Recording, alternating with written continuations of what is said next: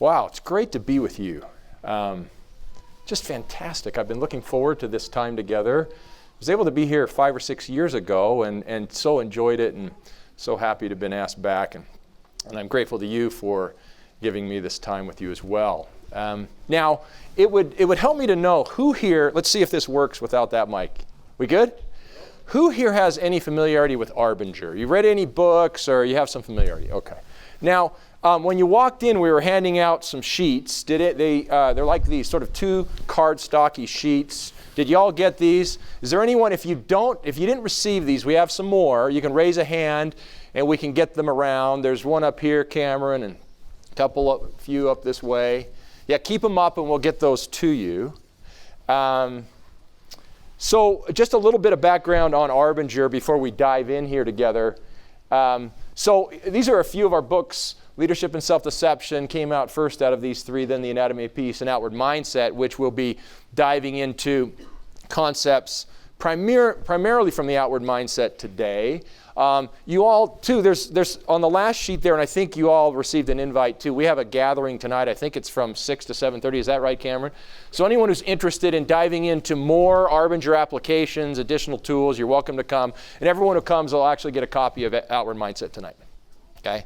So if you're interested, we'd love to have you. Now, I want to start by talking about this fellow here. Does anyone, you all know G.K. Chesterton? He's one of my favorites. Chesterton's a Brit. He was a Catholic apologist, journalist, philosopher, antagonist, really interesting guy. And had a very unique way with words. And he's purported, and we don't know if this has actually happened, but this is purported to have happened, and it squares with what we know of Chesterton. There was an article in the paper that came out with this question. This is early last century. What is wrong with the world today? And that could be a headline in our papers, couldn't it? Today, what is wrong with the world today? And Chesterton is purported to have written back in a letter to the editor, and this was his reply. Dear sirs, I am. Sincerely, G.K. Chesterton. Now, I want to think about that for a moment. There is something incredibly beautiful and powerful in that reply because it's so easy, isn't it, in answer to a question like, what's wrong with the world today, to start pointing fingers. Well, what's wrong over there. And it's not just in the world. We can do that in our homes. We can do that in our units we're working in. What's wrong with our unit? What's wrong with my family? And it's sort of easy to exclude myself from that answer. Chesterton would not do that. What's wrong with the world today? I am. Now, you all as chaplains work, when you're working with people around religious texts, religious ideas. I mean, one way I submit to you, one of the greatest benefits of religions in the world is that they invite their adherents to ask this question or to give this kind of answer. What's wrong? What's wrong with me? I mean, we're taught to teach in religious, it's probably in religions across the board, they're taught, look, we're teaching repentance, principles of repentance, and so on. Well, if you're going to talk about repentance, that's really about is, I've got to figure out what's wrong with me that needs to be repented of, right? That gets to this issue. So when you're working, and it's one of the great powers I would imagine in your work when you're working with people, is that you're helping people to answer this kind of question in the right kind of way. Instead of lashing out with an answer, other people the problem, let me figure out what might be sort of problematic about me and what am I going to do about that. Let's start there. Now, as chaplains, if you're working with people of your own faith, for example, you can leverage all of your faith tradition, all of the metaphors from the scriptures, the stories from the scriptures, etc., in furtherance of this goal. But it might become a little bit more difficult when you're working with people from other faith traditions, for example, or increasingly working with people from no faith tradition whatsoever, or people who might be antagonistic about faith generally. What can you do as a chaplain to be able to help people to still, in response to questions like these, respond in the right kind of way and discover things about themselves? For me, One of the great things I love about our work at Arbinger is it's a body of work that helps people to answer like Chesterton did to questions like these, to be awakened to, wait, how might I be a problem here? Because the solutions to most problems start with that kind of awakening. So how do we help people have those sorts of awakenings? That's really our work at Arbinger. And to the degree you enjoy our work, you find it helpful, we hope you utilize it in your work with people, and you can help them to discover some truths about their own situations in their own lives. Now I want to show a little video. This is an example of someone. This gentleman actually was at is at the Polynesian Cultural Center, one of the leaders of the Maori village. And this is a film. There are two parts. I'll show, if we have time, I'll show the second part of it later. But this clip here is a clip about how he discovered that he was a problem. And he got on film and is willing to share this with us all. So here we go. Kia ora. How you doing? How's things? Things have been really good, especially recently. But you and I know that things haven't always been that way.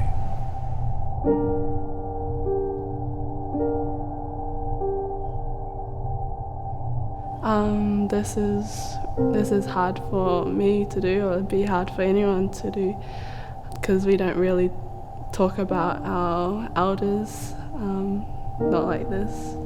If I could describe my experience working with Kim, it would be no good.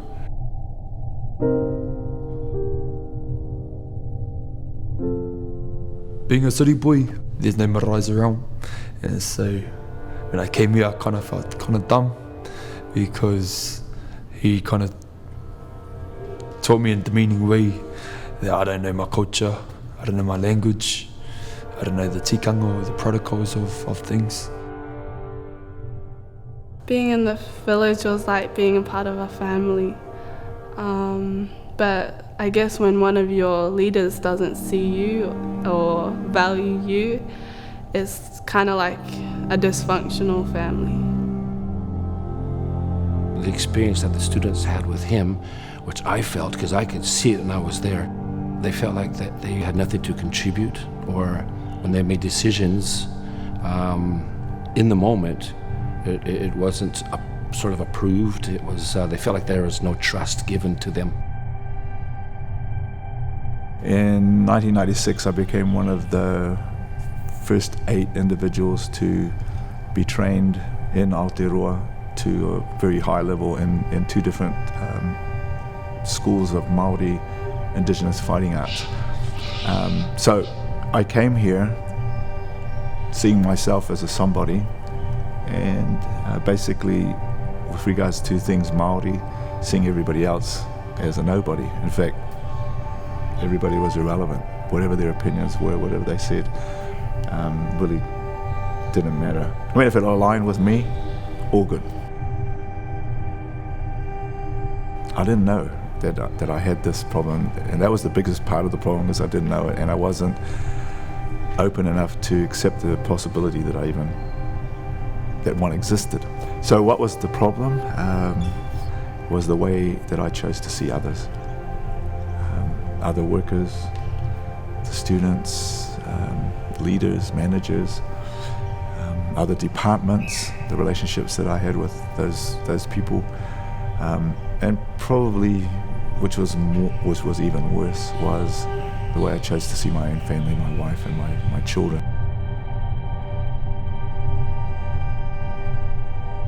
There was one particular day where I was the challenger for the ceremony. And as I went out, a group of people, our visitors, started laughing quite loudly, and straight away I saw red. I wanted to smash them. So I carried on, did the part of the challenge, and as soon as that was completed, I went straight over to them, and my weapon was flashing, moving. I was menacing. I was physically threatening them with a weapon in my hand. I was intimidating, and all I saw was just ignorant. I didn't even see people.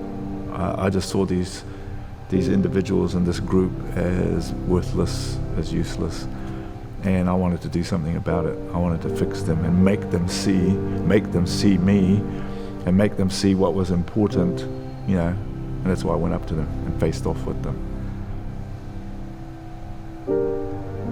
That was not really a good time right there.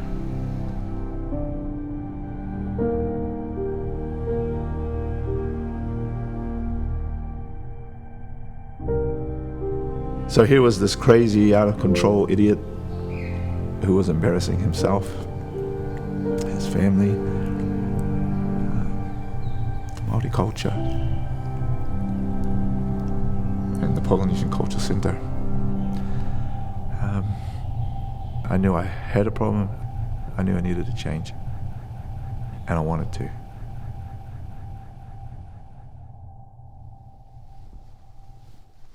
That's quite a telling of his story, isn't it?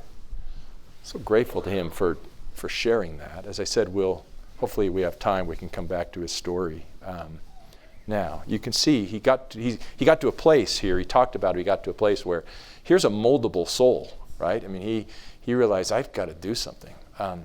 So what I want to do today, I want to dive into a body of ideas, a collection of ideas that can help us, awaken us to, how might I be a problem? Or they might be tools that could be utilized with people you're working with that might help them to be able to see where they might be coming up short in ways they haven't realized, in such a way that now that sets us up as providers of help and the folks we're working with up, where we can make some changes perhaps that would be helpful.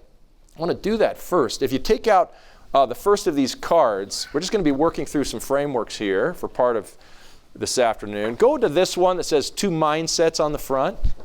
And I'm going to build some ideas around mindset that we'll then apply together and see together where might they apply, how might they be helpful, and what sort of areas of our lives professionally and personally. So we're just going to build, and you're welcome, scribble any notes you'd like on these sheets of paper. I'll build the framework sort of piece by piece so they'll make sense. Right now there's just a bunch of meaningless shapes, but we'll build it so hopefully they make sense, and then we'll leverage them together. So here we go, 2 mindsets. And we're going to build first the inward, what we call the inward mindset, and then the outward mindset. So here's what we mean by inward mindset. So let's say this is me at the top, and these are other people over here. Might be people, let's see, that's not going to, so these folks over here, they might be people in my home, they might be people in my unit, or whatever. And so with an inward mindset, others don't matter like I matter. Just fundamentally don't matter like I do. So we're going to represent that this way. We're going to utilize this inward-facing triangle toward me to show that my objectives and my behaviors are really fundamentally self-focused in this case when I have an inward mindset. Okay, fair enough? So we represent it that way. I have self-focused objectives and behaviors. These folks over here, they don't matter so much, at least not like I do. Now they have their own things, and we could list, they have their own objectives and things they're up to as well. And if I were to look and be interested, I would see that. And that would be relevant to me probably. But while they have needs, objectives, challenges, etc., when my mindset's inward, it's sort of like they don't so much, because I don't value kind of the things they're caring about the way I value the things that I care about. So we're just going to cross that out in the inward mindset, this depiction of the inward mindset diagram. And instead of seeing people then as people, fully human like I am, we're seeing them as different than that, less than that. We call in Arbinger, those familiar with our work, we say we're seeing others as objects at this point. And there are a lot of ways to see people as objects, but here are 3 very common ways. One way, and you'll see, I think there are a few bullets there you can fill in if you'd like. The first is, I can see others as vehicles that I use. That is, I might have objectives that are really important, and I need people to do what I need them to do so I can get done what I need done, and I might view people that way, so they're vehicles that I use. And that's really the only reason I care about them, is because they can help me. Okay? So that's one way of seeing others as objects. A second is that I can see others as, they can just be obstacles that I blame. They make my life harder, either in the workplace or at home or in the community or on the world stage for that matter. And I just blame them as obstacles. Okay? A third way that I can see others as objects is to see them as irrelevancies that I ignore. They just don't really matter for me, and so I just don't pay much attention, don't really notice them, end up not knowing much about a particular person or a whole class of persons, for example, or race of persons or religion of persons. I mean, take your pick. Okay, so this is a first rendition of inward mindset, and we're going to compare this. I know we have a second rendition of inward. We're going to get there in a moment, in a few minutes. We're going to now jump down to outward and see the core differences between inward mindset and outward mindset. And by the way, those of you familiar with our work from earlier, you know the metaphor of being in the box. So inward mindset is a sort of a more detailed view of what being in the box means. Okay? Okay, now outward mindset. So here I am, outward mindset. And when my mindset's outward, others matter like I matter. So here are these other people over there. They matter like I matter, which means they've got their own needs, objectives, and challenges out there. We're going to represent that with a triangle of their own. Okay? And I see them. I see that they have needs, objectives, and challenges, and it matters to me what they might be. I mean, to the degree possible, I'm going to try to understand what they are. And because I do that, then what happens to what I'm doing is it turns what I'm doing. So now my own objectives, whereas before they were self-focused objectives and behaviors, now my objectives and behaviors take others into account. That's why we face now our triangle outward in that case. Okay? Does that make sense so far? So inward mindset up top, outward mindset down the bottom. Now I'm going to do something that's a little bit unorthodox, probably for this room. And I thought, going into it, I thought, well, I probably won't do it. But then I thought, no, actually, I think it'd be helpful if we did. So we're going to watch a couple of video clips to illustrate these, and they're actually sports clips. Okay? So the first one, we're going to take a look at a clip of the San Antonio Spurs. Now the Spurs, any basketball fans in here? Y'all like basketball? The Spurs, this is from 2 years ago, NBA Finals against the Miami Heat when the Spurs decimated the Heat 4-1. Now the Spurs have been old for like forever, right? I mean, every year it's like, well, they've been good, but this year is finally the year they got too old. They certainly can't be good anymore. Well, that's been going on for almost 2 decades. And the reason they're so good, have been so good, even though they were aging, is they have, for over the last nearly 20 years, been the most outward mindset team in the NBA in the terms of the way both how they play, how they prepare to play. Their coach, Greg Popovich, when he talks about how they are identifying what players they're going to bring in, he says, we're looking for players who have gotten over themselves. Now that's a very outward mindset sort of criteria. No, we don't need prima donnas. We need talented people who've gotten over themselves because they can mesh together and fit together and work together in a way that a team of equally talented people that are inward mindset cannot match. They just can't match. So take a look at this and just see what you see. In particular, just watch the ball. See what happens with the ball through these various sets. To go to the boards where he excelled in last year's finals. Last couple of games, he's really gone much better in that department.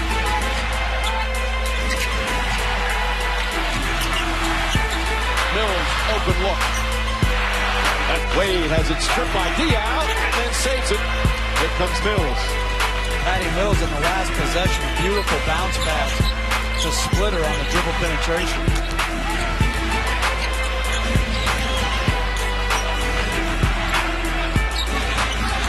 7 to shoot. Diaw looking to post up Dwayne Wade. Anderson comes to help. Diaw avoids. Mills to Green. Green fakes, fires, and hits him. His second rejection. Leonard now pulls up the other way. We have seen last couple of games just the versatility defensively of Kawhi Leonard. Green finds Splitter. Beautiful feed to Diaw on the finish. Excellent defense from Kawhi Leonard, not to foul on that.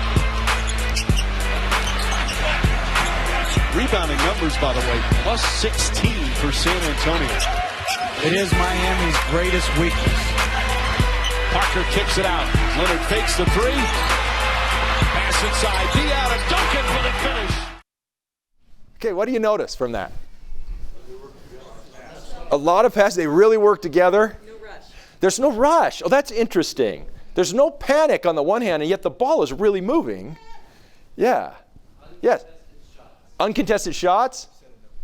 They're setting up how many good shots were passed up in that clip? A whole bunch of them. Yes.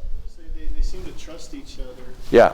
And I think that allowed them to maybe pass up a good shot for a better shot. Yes. Okay. Great. Yes? It didn't seem to matter who made the shot. The shot got made. Right. We just need to score. Passing Yeah. around until somebody got a really good line on it. Yeah, great insights. What might have happened? Now, you see this in sports all the time. Let's say I get the ball, and I've got a pretty good shot. Now, I have a teammate that has a better shot. So the ball, it'd be nice if the ball quickly went there, but let's say I take the shot. Now, the guy who had the better shot didn't get the ball. What does that invite in the guy who had the better shot next time down the floor?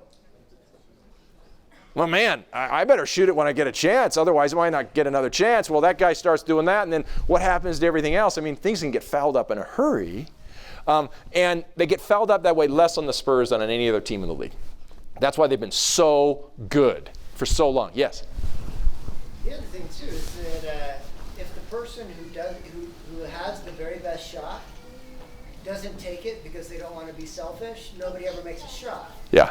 And so at some point you have to say, I have to take this shot for the good of the team. Yes. Because I have the best shot and not pass the ball one more time. That's a great point. This isn't about not shooting. I mean, the objective is not to shoot.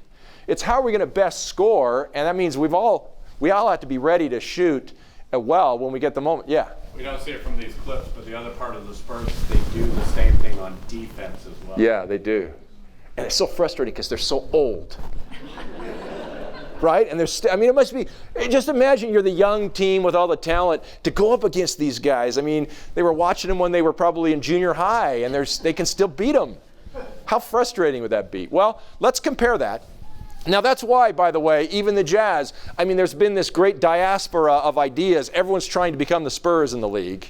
Even the Golden State Warriors, they're incorporating these concepts. You see it everywhere. You see it with the Jazz because they work best.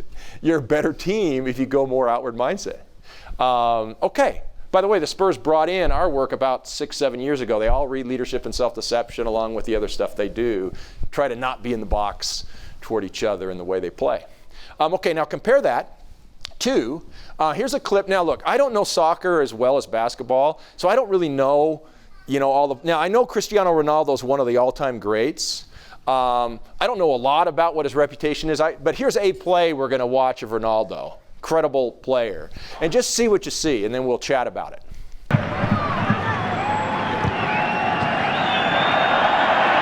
Ozil, and they're onside, in behind with Gonzalo Higuain. Oh, can you believe that? Ronaldo got in his way, made to shoot, and between them they managed to miss the chance. Well, that's an unbelievable faux pas. You can see that Ozil is definitely not offside. Higuain does everything right, goes round Fernandez. Why on earth Cristiano Ronaldo has to get in the way? Okay, let's go. Now, look, I don't know if he's like that. He probably is the most generous and helpful player. He's not? Okay, I don't know. I thought maybe it was just a bad play. Okay. Well, just thinking about this play, what do you see? What's going on? Why is he getting in the way? I've got to be the one with the glory. Yeah, I'm the guy who scores on this team. Don't you know that, Ibrahim? I think that was this fellow's name, right? He wants the glory.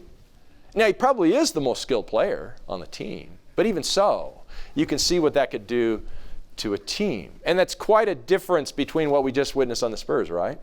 So that's, I wanted to show these clips because sometimes when you can see something, it really helps to lock in what we're talking about. You've got a very outward mindset. You've got a view now on what outward mindset looks like.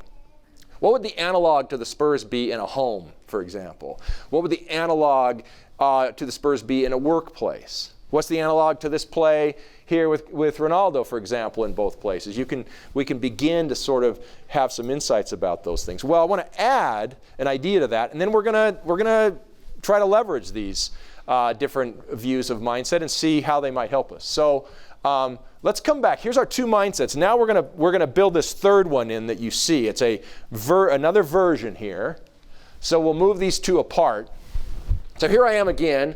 And now look, here's the thing about an inward mindset. I can learn about an inward mindset, and I look at this diagram that's got this triangle pointed toward me. It seems so sort of egomaniacal. And so I can look at that and say, well, I'm not like that. I'm not that kind of a person. I'm not some egomaniac.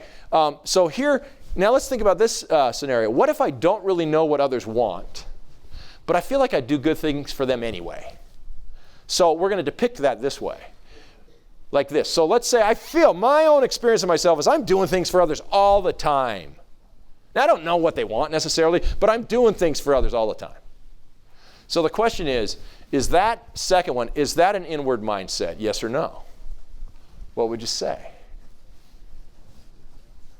Any thoughts? Anyone? Yes? Go ahead, sir. Can you stand up in big voice? Okay. You have to take the time to figure out what they want. You're still focused on what you want. You see them, you know you want to serve them, but you have to take the time to figure out what it is they want. Yeah. So if I don't really know, I might get psychic benefit to myself for doing something. I think I'm doing something for them. But in that case, who am I really doing it for if I don't really know what they want? There was another hand over here. Yes? Okay, for self-pleasure. Okay, yes? Well, and it's just, you see the word I twice in that sentence. What if I don't really know, but I do good things? Yeah. It's still about you. Yeah, okay. Okay, very good. Now, here's another video clip. I really love this one. It's quite humorous. It's actually a candy bar commercial out of Europe. But to me, it nails this second version of an inward mindset. We call this the outwardly nice inward mindset style. I mean, it looks like I'm nice, I'm doing things for others, but still when you get beneath it, it really isn't about others, even so. And here's a little commercial clip to kind of illustrate it.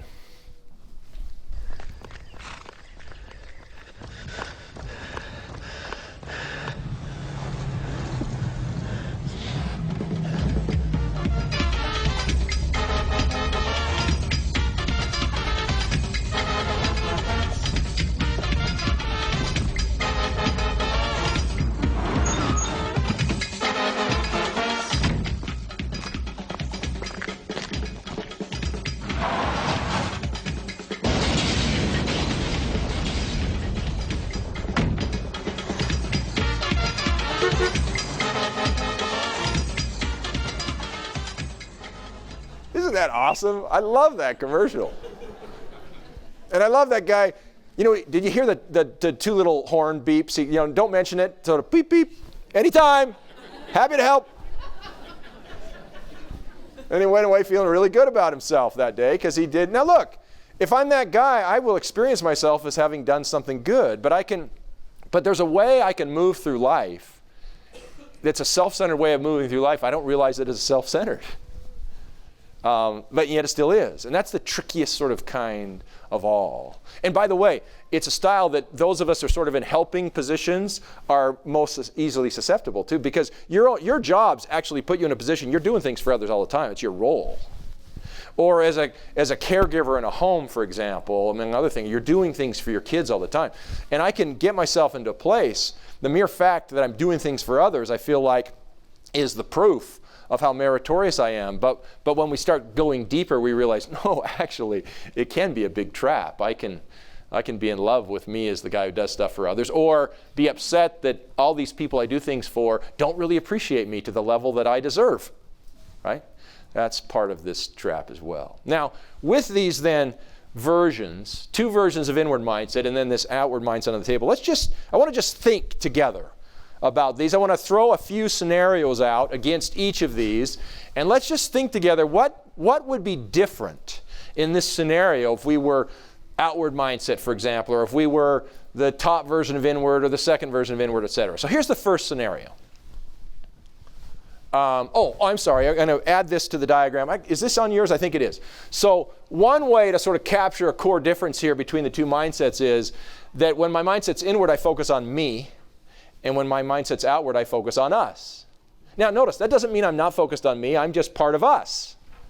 That's the reality of life. We're all part of us. And what's my impact on us? It isn't just about what I do. It's also about the impact on others of what I do. And I'm focused on that and attending to it when my mindset's outward, but not so much when I get inward. Okay, so here's a few scenarios. Here's scenario one. Let's say you're working with your commander. Let's start with that one, okay?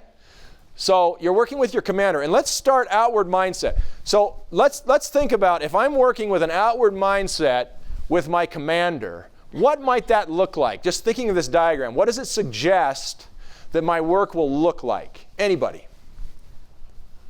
Outward mindset with my commander, yes? Well, you'd definitely be doing the mission statement. Okay. Guiding it. Okay, when you say doing the mission statement, you mean by that understanding what the mission statement is? We're doing it because the commander guides them. Okay, okay. That's the commander's intent. Okay, great. What else? What else is going to happen if I have an outward mindset in my work with my commander? Yes? You're going to have more honesty with your commander. Talk more about that. Well, because you don't want to tell your commander something that he doesn't want to hear. I see. Maybe it's something that he needs to hear, and that's something we face as chaplains all the time. Okay. So now that's a really interesting point. Let's say if I see their needs, objectives, and challenges, it's not only that I now look, part of it's going to be incumbent on me to understand what are my commander's objectives, what are the challenges, what are all the ways then I can help. I'd come back, we call this, by the way, this sort of Arbinger nomenclature. We call the stuff we're doing right here, we call this an inside triangle. We call all the stuff other people around us are trying to do, we call that an outside triangle. So getting to know all the outside triangle issues of my commander would be key for me, and then making whatever adjustments I need to make so I could become more helpful. But, as this gentleman just said, it might be that one of the needs, let's say over here for my commander, outside triangle, is something that my commander actually doesn't know. And he or she needs to know it. Because there's amongst the troops, I mean, people are upset. I mean, there might be other kinds of challenges. There might even be some things that might follow from the commander's doing. How am I going to have that kind of conversation? If I'm really going to be helpful to my commander, we need to have it. How can I have a relationship with my commander that is such that that's a conversation we can actually have? It's not resisted. It doesn't get ugly. It's actually invited, all of that stuff. The more outward mindset I am, the more the commander feels that, the more likely we're going to be able to pull off that conversation well and helpfully. Yes, sir. That depends on the humility of the commander as well. The thing he's tasked me with is tell me when I need to pump the brakes because I'm not going to know. Yeah. So he's invited kind of that critique for me to see if he's pushing himself I see. and his staff too far. So he knows himself very, very well to say I need help with that. Now, okay, and some commanders aren't making that invitation, you're saying. Okay, now let's say I find myself, I'm a chaplain, and my commander is a commander who's not like this commander at all. My commander is someone who doesn't want to hear the bad news, my commander isn't really paying attention to me, etc. Okay? Now, all of that would make it easier for me to go what direction up here? Inward. Now, does it make me go inward? Doesn't make me. I still have the choice. It's just an invitation. And the question, if I'm actually going to be helpful and remain helpful, especially in a difficult circumstance, that's going to depend in large part on the degree which I'm going to be able to stay outward, notwithstanding the provocations around me. Because my commander can become an excuse for me. So can my spouse and my difficult child, right? I mean, they can all become excuses. Or not. They can just be people in my life. We're going to figure out how to stay connected. How can I still be most helpful under the circumstances? Okay? What might happen? What are ways that as a chaplain in my work, in my professional work with my commander, that I might get inward?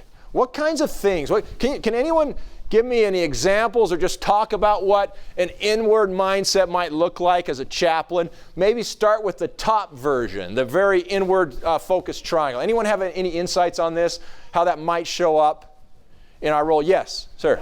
How is this going to look on my evaluation report?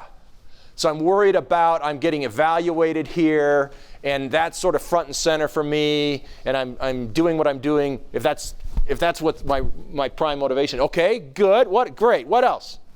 Other insights. How might it show up? Yes.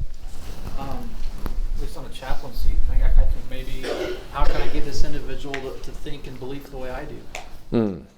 Okay, so yeah, what about it? Now, who's the individual we're talking about? Is it the commander now or someone you're working with? Anybody. It could be anyone. Now, so let's say I'm working with somebody, and let's say I have an insider review that I think is the right one, and that they're incorrect about something. Now, can I have an outward mindset and hold that belief? I feel like I have a view that I think is more correct than theirs. Can I have an outward mindset with that? Of course I can. Now, can I have an inward mindset with that view? Sure can. And which version of me is more likely to be able to helpfully have a discussion in such a way that might invite the other party to listen and think afresh? The inward mindset version of me or the outward mindset version?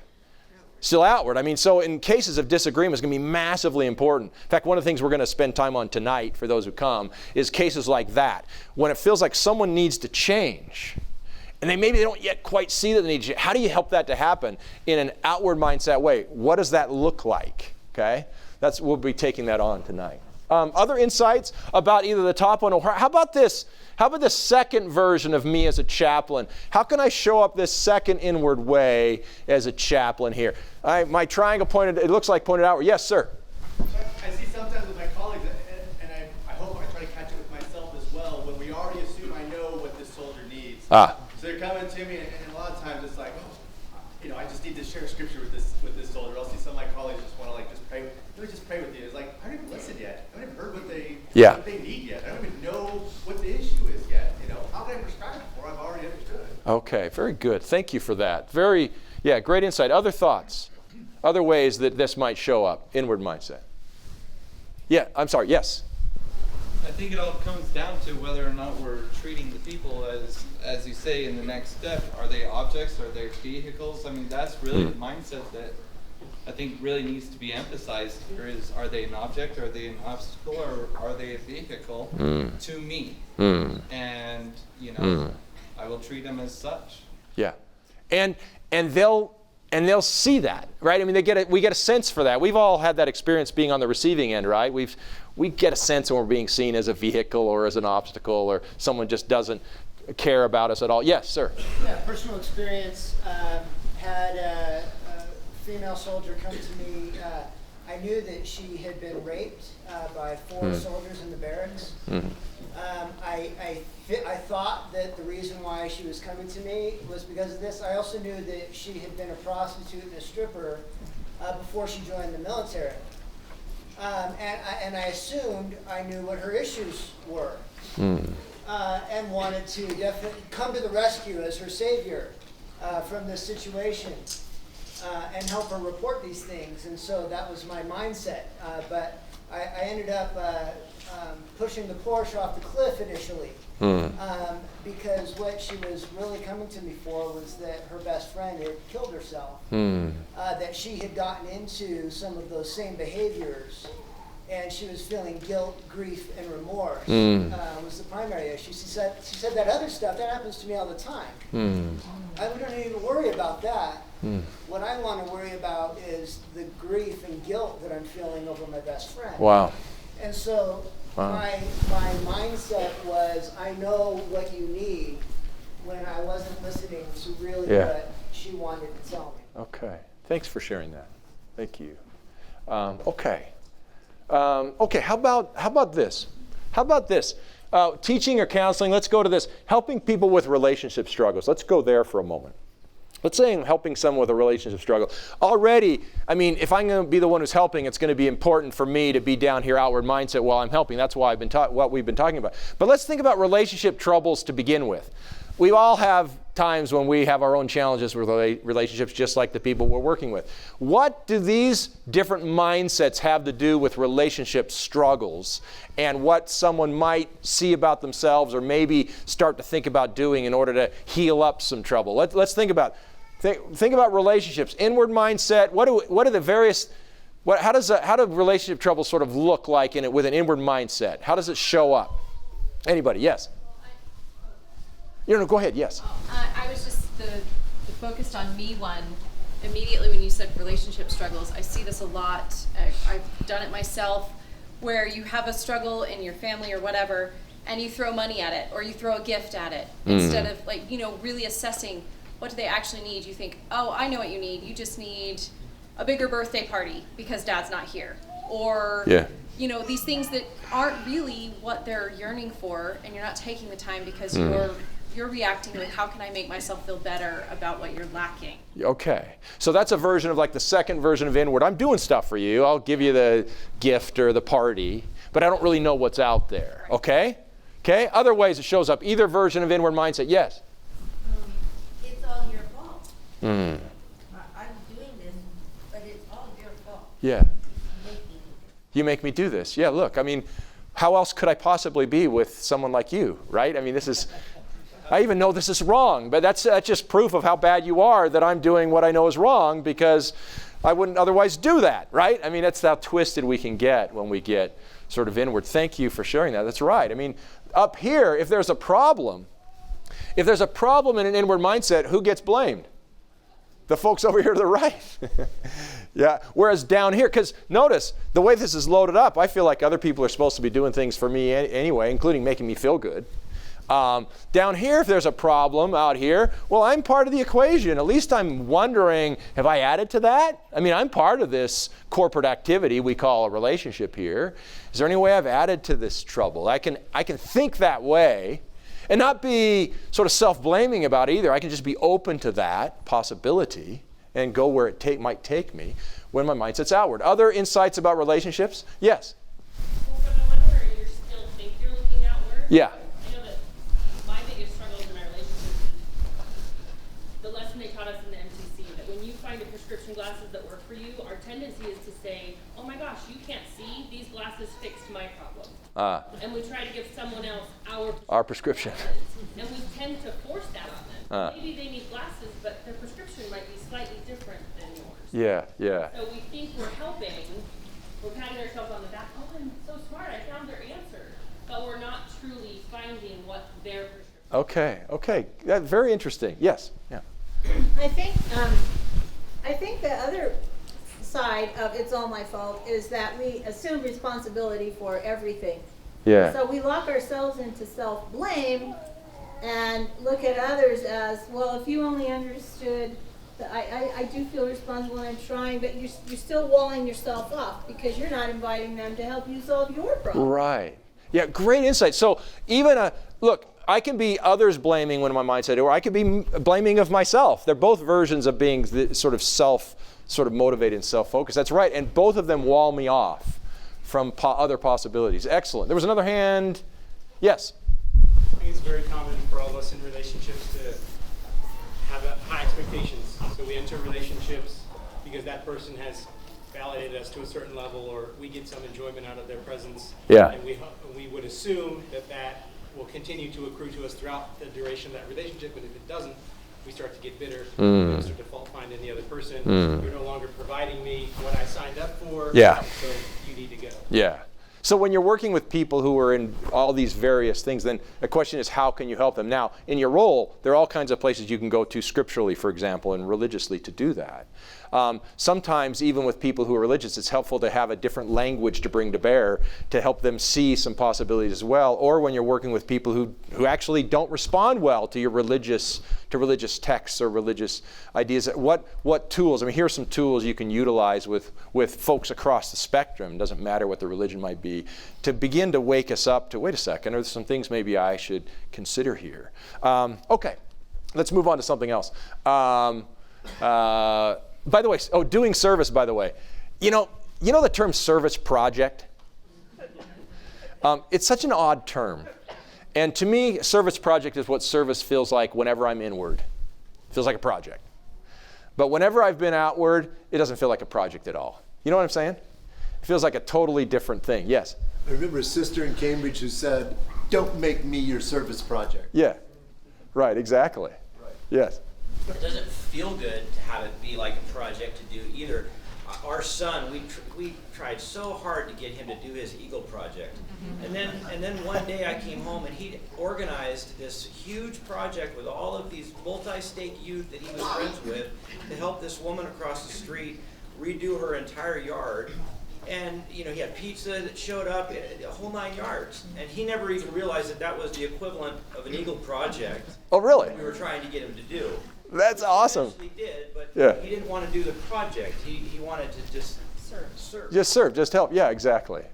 Yeah, I mean, often we say, look, you love the people you serve. Well, my experience is that's only true when we serve with an outward mindset.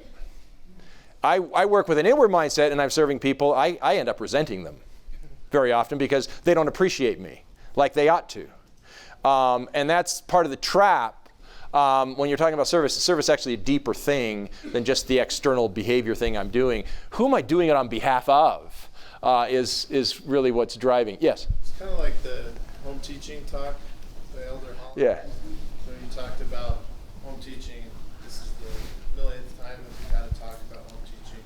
But you can apply this principle there. Yeah. As well. Yeah, you can. And why we do it.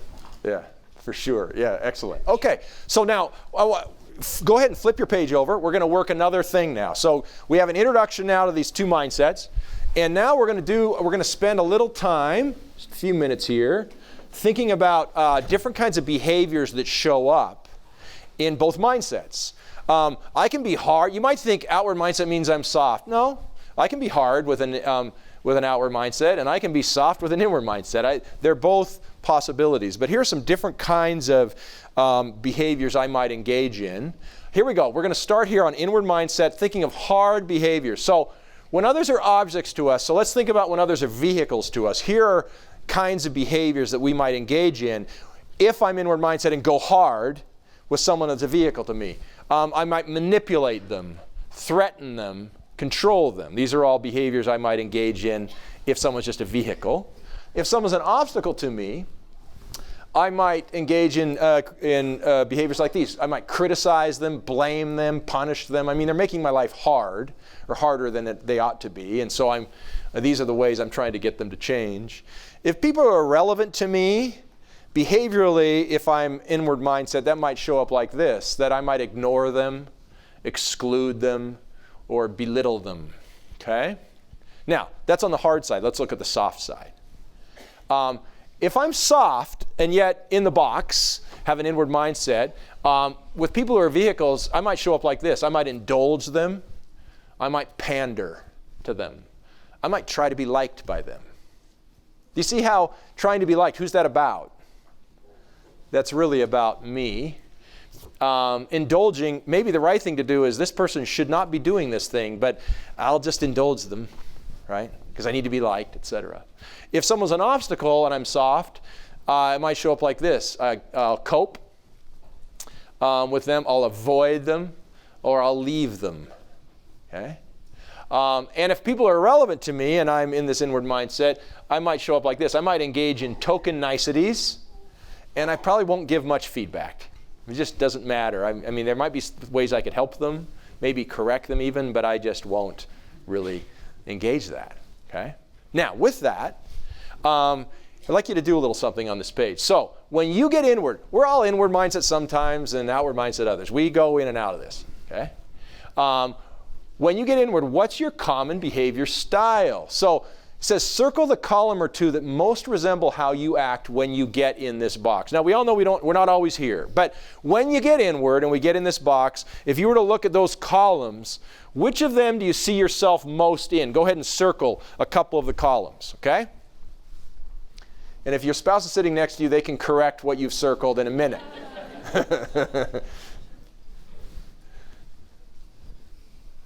Now, this isn't saying you're always this way, right? We all get that. But when you get inward, do you see yourself, which behaviorally, where do you show up more often? Go ahead and circle those. Give you another moment.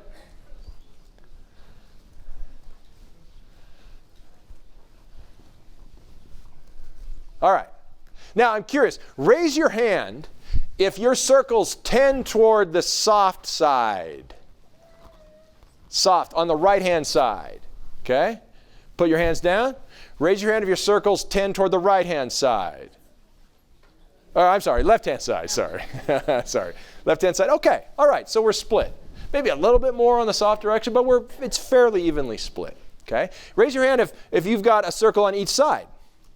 Okay, so I've got a hard way I might show up when I get in this box. I've got a soft way I more often would show up when I get in this box. Now, look, that could be helpful to you if you see these. You go, because whenever you start engaging this, it could be like a little red flag. It'll be, wait a second, what's going on here that I'm showing up like this? That might be helpful. Is there a hand? I thought yes. Yeah, yes. There's two scenarios. There's one where you're in the workplace. Yeah. You might be more avoiding. Well, in the workplace you might avoid, but at home where you're confident, you might become the loud domineering, voice. Yeah. loud. Yeah. Okay. So you're right. So the power relationships might be different at work versus home, for example, or other things. I might show up in a hard way one context and a soft way another. It's great insight. That's exactly right. Okay. All right. Now you all have the various outward mindset, different hard and soft behaviors. A few of them that here. I mean, there are many, of course, but we'd set high expectations on the hard side, give real responsibility, challenge others, give helpful correction, give direct feedback, have necessary difficult conversations. Those are all on the hard side behaviorally, but when we're seeing people as people, those are the sorts of things that we'd feel motivated to do for them. Over on the soft side, I might show up when others are people. I'll listen and learn. I'll offer help. I'll involve others. I'll show genuine appreciation. I'll acknowledge mistakes, and I'll take correction easily. Those are all things that might behaviorally look a little bit more soft. Okay? Any questions about any of that? Yes, sir. Yeah, how do you become outward mindset when you make the switch from inward to outward without becoming passive or passive aggressive? So can you ask that one more time? My question is, when you switch from the inward mindset to the outward mindset, how do you do that because the hard side seems like I'm passive aggressive, my tendencies. Yeah. Without fully becoming assertive. Yeah. And then the soft side tends to be I'm just passive. Okay. How do we get the positive when we change from inward to outward? Great question. So in response, I would say that if all I do is I find myself with an inward mindset, and now I want to become outward, but I don't really want to become outward. I want to actually stay inward, but I want to do the kinds of things that an outward person would do. In that case, the only options available to me are the two you've just mentioned, because that isn't the real change. So the answer is, if we really can pull off a switch from an inward mindset to an outward mindset, then those aren't my only two options. I can show up authentically, right? There's no passive aggressiveness in it. I mean, when I'm being tough, or when I'm being sort of the softer side, it's because that's what would be helpful in the moment for, in the context. When harder, that's what would be needful. But that's not available to me so long as I'm going to stay in the box. I'm going to choose to see people as objects. Then I'm limited. Okay? Now, how do we make this shift? We're going to get there in just a couple of minutes. And we're going to do some work around it together. Any other comments, thoughts, questions about any of this? Yes, ma'am. I'm feeling a little bit like an oddball. Okay. Excuse me. I'll say it on the mic. I'm feeling a little bit like an oddball. Okay. Because for most of my life, I'm, making some growth and change, but I have not been in the focus on me or the focus on us. It's the focus on I don't matter, but your opinion does. Yeah. But I don't think I'm that odd. But I feel odd because I'm not represented here so much. Yeah. Anyway, so making the switch from the other vice to the virtue of outward, the outward so outward that your brain falls out, or that's kind of where I've been for a long time, and I don't think I'm really that odd. Maybe. Okay. No, I don't think you are either. In fact, I wasn't going to do this. I'm going to show you a quick framework. We're not going to have time to really dive into it, but I want to show this to you because your question raises it, and I think you're right. You're not odd at all. We're gonna see ourselves in this, many of us. Now, let's see if I included it here. I did. So, here's us with an outward mindset. We both matter, okay? I matter, this other person matters with an outward mindset. Which means, whenever my mindset goes inward, I'm going to move away from this core truth that we both matter, okay? And one way I can move is I can elevate myself above other people. So, there are a couple of very common inward styles that are ways of us placing ourselves above other people. One is to think that we're better than others, and we'll look down on them.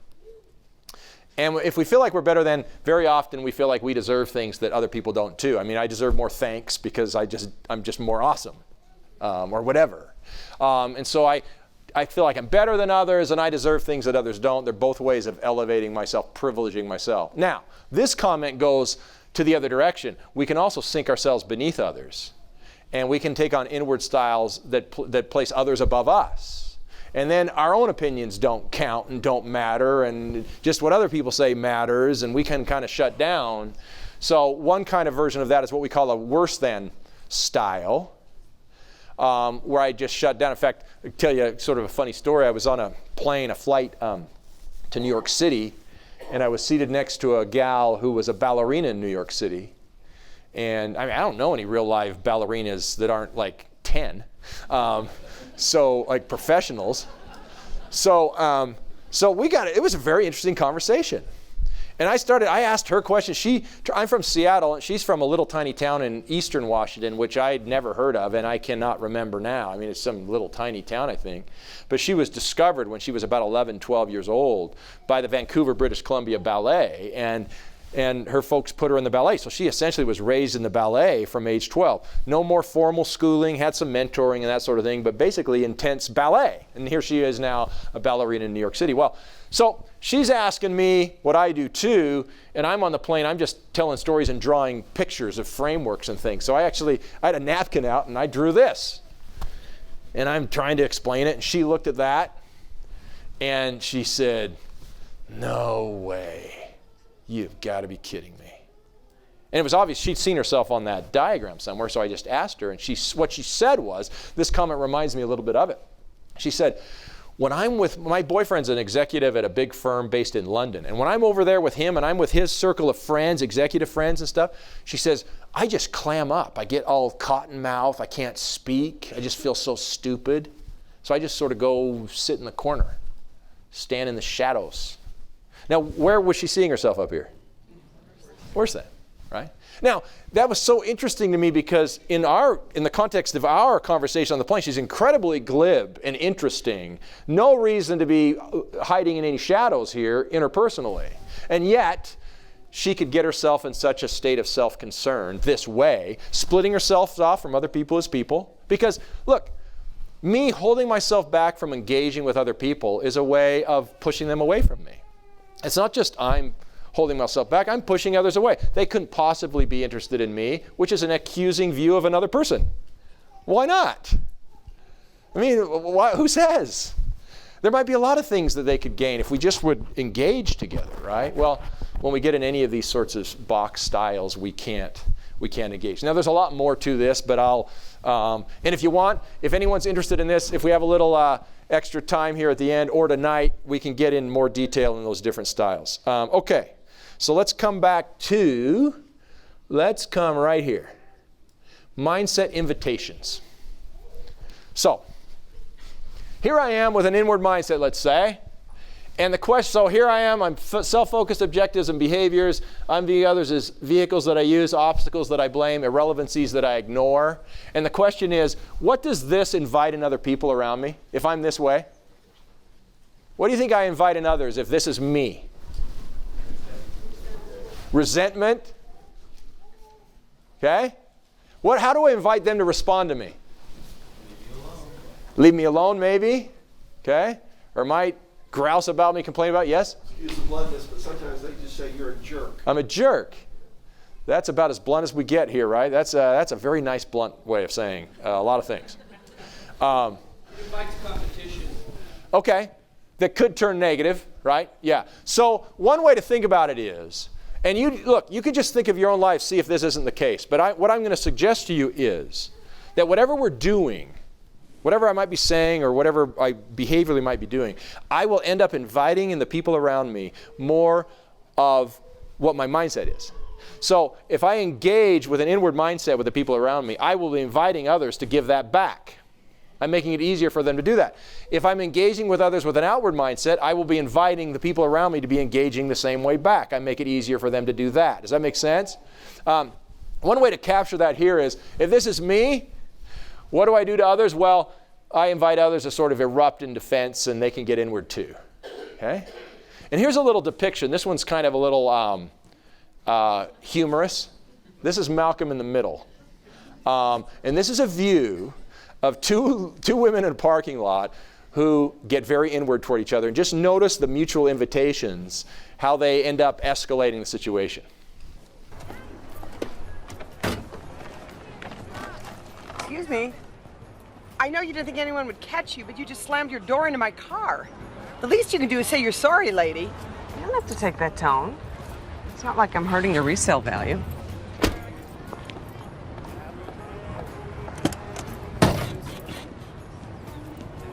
I'm sorry. See? Like that.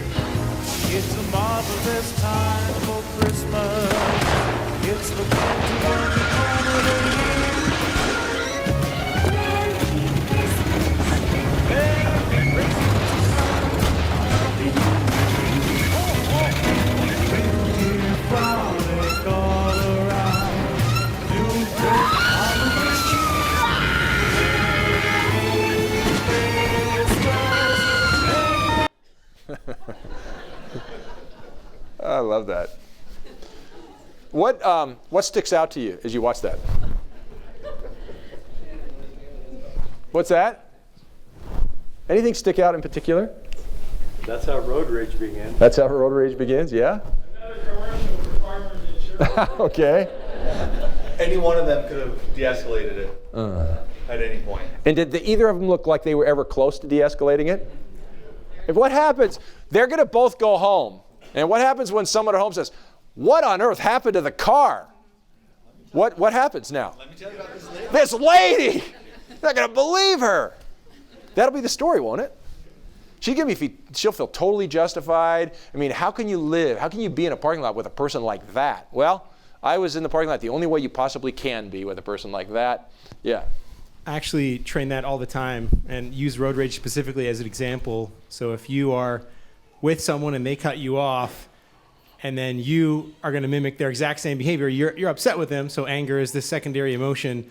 You're angry because they endanger the people in your vehicle. Yeah. That's a safety issue. So you speed up and get close to them, and what are you doing? You're endangering everyone in your vehicle by responding that same way. So you've just created your own situation. You're perpetuating it yourself by doing what you think was the right response. Yeah. Okay, great. Yes?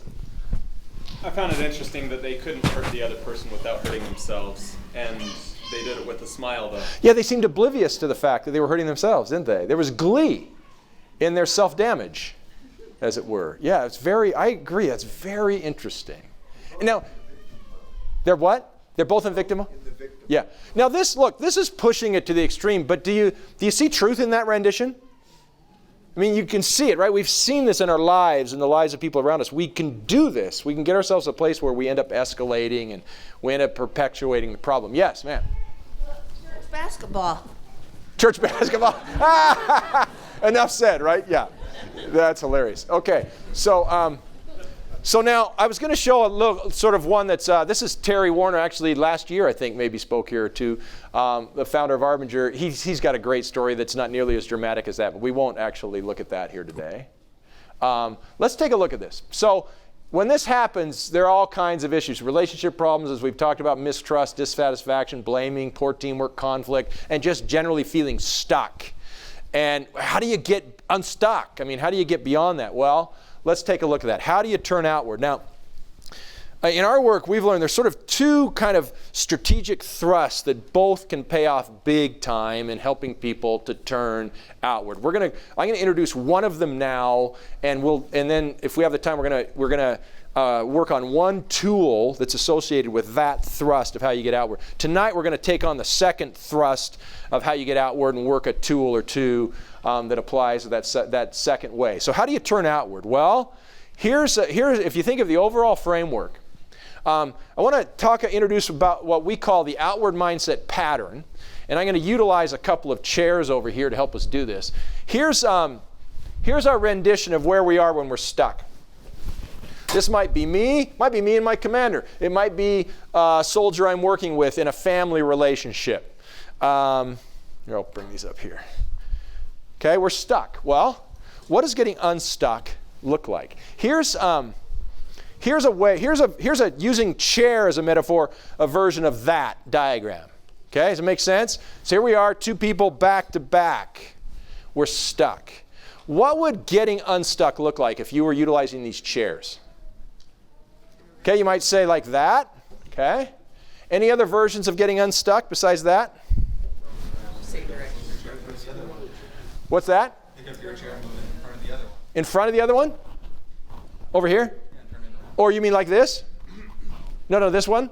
Yeah, and then turn it around so you're facing. I see. That's very interesting. Very clever. Okay, let's look at, here's what we do here in the diagram to show this move. And this is what we call the most important move. This is the move I would submit to you is the most important move in every relationship, in every workplace, in like every issue you encounter in the world. This is the move we need people to make, starting with ourselves more often. It's this move.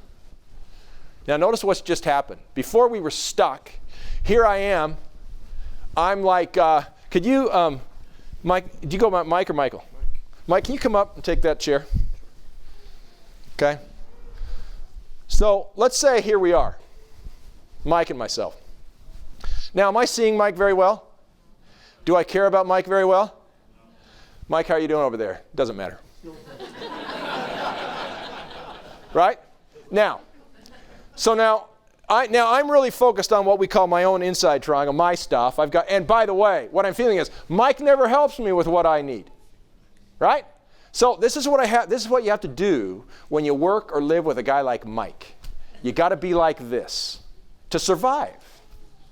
Now, now, Mike, you can go ahead and sit down here for a moment.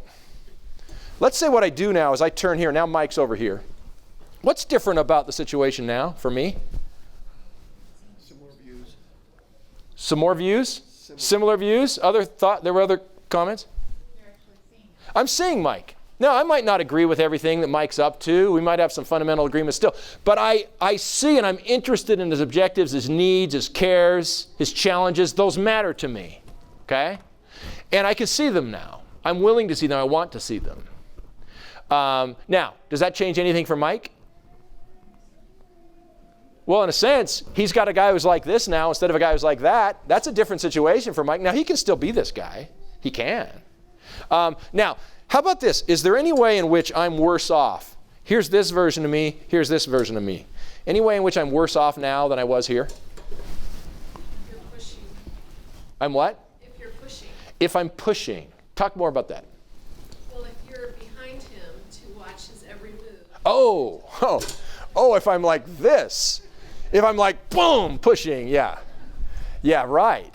If I'm not, yeah, exactly. But if what I'm doing is, no, I've just turned toward Mike. Now I'm outward. I can see. I've got the stuff I do that's here. That's in the context, the larger social context. What's Mike up to, right? If that's all that's happening, is there any way in which I'm worse off, this version of me, as opposed to this version of me? Put yourself in a more vulnerable. Okay, more vulnerable. Let's think about that. So let's say here, this version of me, I've got my back to Mike. I don't really see what Mike's up to. Now, I might imagine to myself things that he must be up to. And then there's this version of me who actually can see what Mike's up to.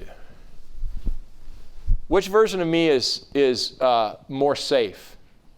Well, let's put it in the negative. Which version of me is less safe? The version of me who can't see what Mike's up to, or the version of me who can? The version who cannot is less safe? Yeah, is less safe. Sorry, I'm twisting us up in pretzels here. Yeah, look, now it might be, let's say Mike's a dangerous guy. By the way, Mike, this whole thing's been an intervention for you today. We finally got to the point. But let's say Mike's dangerous. Well, what does turning with an outward mindset look like in that case? Well, maybe it looks like this. Does that make sense? Yeah.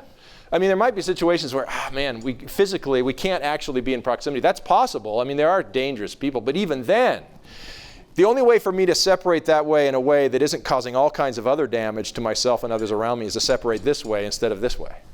All right? Okay? Now, so this move reveals what we call the outward mindset pattern. And it turns out it's amazingly helpful in if I find myself stuck or if I'm working with people that seem stuck, if I can introduce both either to myself or to others this pattern of what an outward mindset actually looks like, what's happening when we have an outward mindset, you can begin to institute the pattern, and it's incredibly helpful. Here's the pattern. It's a 3-part pattern, and it's represented by an acronym we call SAM. Okay? And the 3 parts of the pattern, they're there for you, is 1, see others. Okay, see others. So that's out here. We're seeing what we call their outside triangles. Their needs, objectives, challenges, all that stuff. We're going to see others. That's number 1.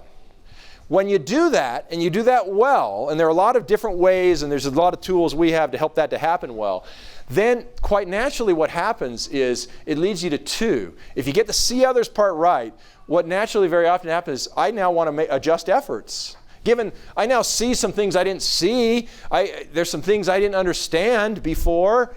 Now I'm going to make adjustments based on my new understanding. That's number 2, adjust efforts. And then number 3 is a third move that isn't normally made. Very often I can start congratulating myself after step 2 and turn inward. Step 3 is I'm going to hold myself accountable for actually being helpful. I'm going to hold myself accountable for my impact, which means these adjustments I'm now making, are they actually helpful or not? And I'm going to figure out a way to measure and assess that, and then course correct further. And then we're going to iterate this. I'm going to see others, adjust efforts, and what we call measure impact. That's what we call SAM. See others, adjust efforts, measure impact. Now, I want to show a situation where it's a situation that was faced by the police officers in Kansas City, and we're going to look at this in 2 halves. The first half is going to set up what the situation is. Then we're going to have a quick discussion. If we were to apply the outward mindset pattern, if we were all these police officers, what might we think of doing if we were going to apply the outward mindset pattern to solve this situation? This is Matt Tomasic, police officer, Kansas City PD. Royal Liquor Store on the corner of Southwest Boulevard and Summit. That parking lot had been an ad hoc day labor site for 60, 70 years. Well, you can imagine a lot of guys out here, nowhere to use the restroom, drinking, not enough jobs to go around. Guys in the group who weren't interested in working would stand back and wait and see who went to work, and when they returned, they'd be waiting for them. And these guys, if they got victimized by robbers or thieves or whatever, getting assaulted, they couldn't call the cops because of their undocumented status. We had homicides, cuttings, assaults, people passed out, drug dealing. I mean, it was just a mess, an absolute mess. So my partner and I come down and we start zero tolerance enforcement. You step off the sidewalk on the street, you go to jail. You spit on the sidewalk, you go to jail. Any minor infraction of the law, you go to jail. I was taking, 6, 8 people a day to jail. We've called immigration in. They have financial constraints, they have jail space constraints. They're not going to be our magic bullet. I've done every play the police have taught me. None of it's worked. I can't work any harder. I physically cannot do any more than I'm doing.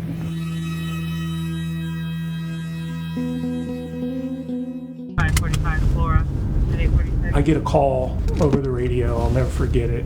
So he calls me and I say, "Yeah, what's up, Sergeant?" He throws a memo across the desk at me and he says, "Tomasic, the mayor says the west side smells like piss.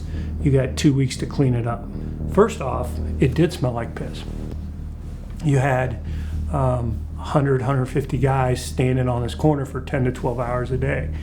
None of the businesses would want them to come in and use their restrooms, so they used alleys, and some just would piss right there on the sidewalk.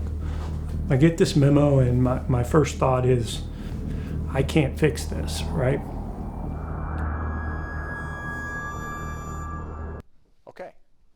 All right. We are Matt Tomasic. Let's just pretend. We're KCPD.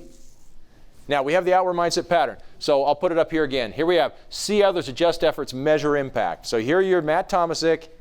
He's in this little sort of this community policing outpost on the west side. Let's apply step one, see others. What might occur to us to do now? Let's think about it. In order to see others, any thoughts? Who do we need to see here? Yes?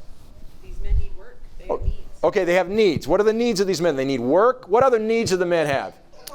They need porta potties. They need bathrooms. What else do they need? Protection. Yeah, I mean, they're getting robbed and whatnot. Other privacy, safety. I mean, you start having this sort of now notice what happens. If you do step one of the outward mindset pattern and you take it seriously, seeing others, notice we've just brainstormed really quickly right now. What immediately comes to mind now if we go to apply or adjust efforts rather? What sorts of things might we think of doing right now? Adjustments.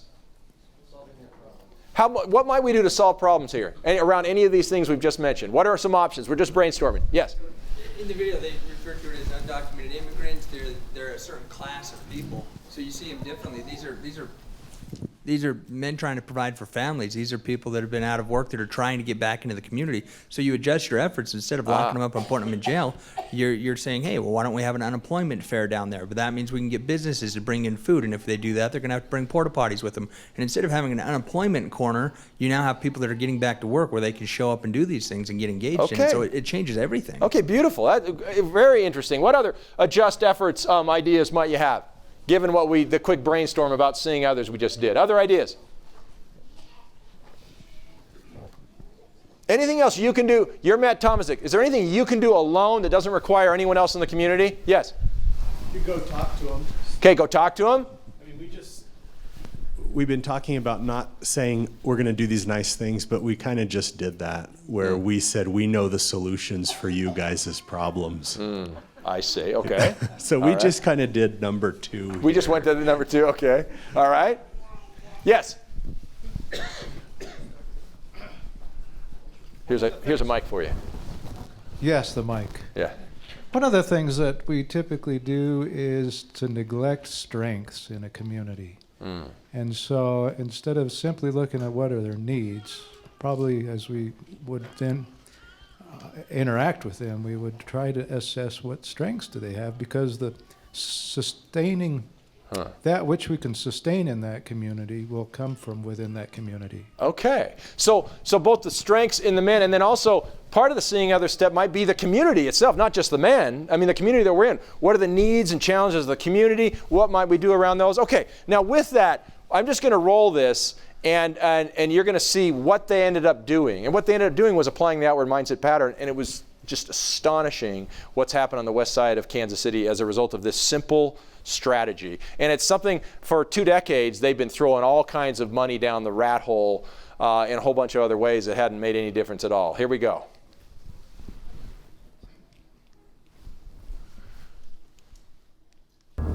Brought the memo down to Linda Cowan. She was the director of the Can Center at the time, and she reads it and she says, why don't we let them use ours restroom? And she says, as long as we're going to let them use a restroom, you and I can afford to put a pot of beans on the stove and have coffee. Because if you're not worried about where your next meal's coming from, even if it's just beans, everything in life's a little easier. Only because I had no other options. Not because I thought it would work or I saw the value in it, but only because I had no other options. I said, okay, what else am I going to do? So we went out and told all the guys, hey, you don't have to piss in the street anymore. Come on in, we have a bathroom. But in return for that, don't be drunk, don't be high, and respect the center. When a robbery happens, it's not just about a robbery happening.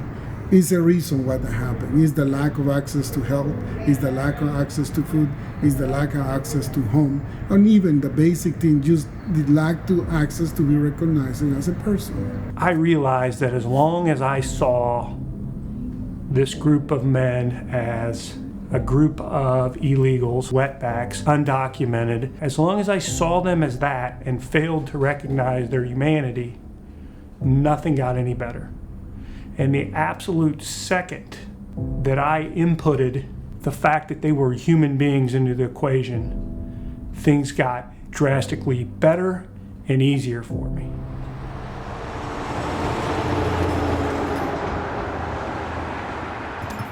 They get to know me, and I get to know them, and they trust me, and then I trust them, and I start getting information about crimes. I started getting information about other guys in the pool who are selling dope or robbing people, or maybe he's the guy who molested that little girl. When you have the trust of the community, change the equation. People is willing to participate, people is willing to talk to you, people is even willing to go to court and speak and be the witness on it. But when that trust is not the factor in, people don't just simply participate, or people insulate themselves. When the labor pool was going, it was Shangri-La for criminals. Now, this is a tight ship. You don't get away with being drunk. You don't get away with selling drugs. You don't get away with robbing people now. So we actually, when I was zero tolerance and throwing everybody in jail, there was much more crime going on than when we did this. The main success here with the two police officers is that they treat people as people. They understand what is mean to be a police officer in the community, how it's important to collaborate with them. All of that is part of the safety in the community. And when you have a safety community, you have a healthy community. You have the possibility to walk in your streets. You don't have the fear that something is going to happen to you. Hey, Rabbit! It's their interactions with the community, their interactions with people, their openness, basically. Always a presence that is definitely that police presence, but just a completely different approach. And it really puts people at a pause. They're just amazed by it. To understand the daily operations of one officer, that they are looking after us, our safety, our future. So when we understand better that, we are able to support better our officer there. We expanded the program, and within the first year, or the first full year of our program, we dropped calls for service in the 5-block area 56%. 56% less 911 calls. The number of tips to us on other crimes went from 0 to I don't know how many, a lot. Our numbers of arrests on major violent crimes, on homicides, on rapes have skyrocketed. We saw the first bank open up across the street from where the labor pool was. First bank in 40 or 50 years. I get to come back to a community where I grew up and see the growth and the change, and how if I approach policing the way we approach it here at the CAN Center, just what a difference it makes. And I learned that from Matt and Linda, people do feel safe. Even though they don't see me arresting people every day, people know that I'm working. There's a presence, there's a connection. I do care deeply for the people of the West Side. You just try to do the right thing. That's it. You try to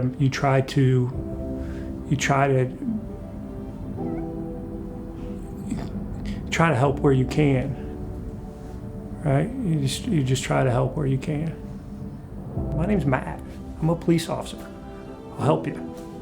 If I need to arrest you, I certainly will, and I do. But I'm still Matt.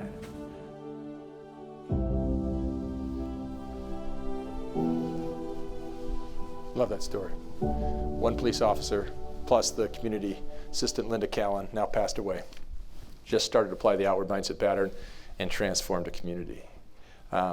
Now, this piece, I wanted to actually introduce you to this conflict resolution tool. We're not going to have time to do this today. So any of you are coming tonight, by the way, you don't have to have RSVP'd. You can just show up if you'd like to come by. You'll learn how to utilize this tool as well as well as another getting out of or turning to an outward mindset tool that you can then utilize yourselves and with other people should you choose to. I just want to close with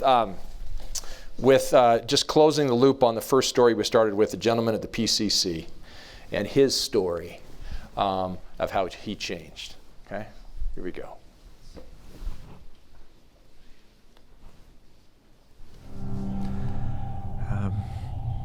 I knew I had a problem. I knew I needed to change, and I wanted to.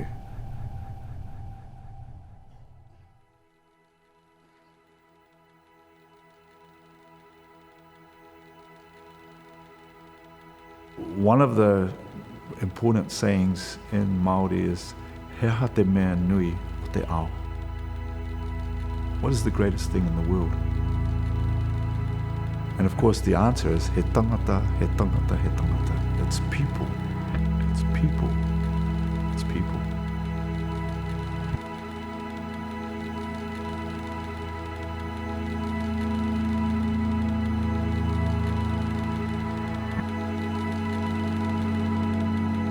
Now I notice Masua Kim, it's almost like he's had a change of heart.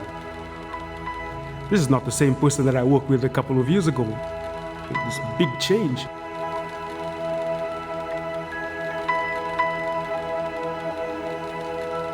I recognized that I had a problem. I was the problem. But that problem could be fixed, and I could fix it by simply seeing others for who they really are. See them as people.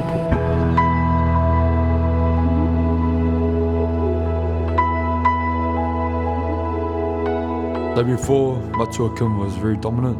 Now, notice more we and how can we become more better and become more of a whānau or ohana, a family. With any journey, it starts off with a few steps, and it's not, this is a long journey.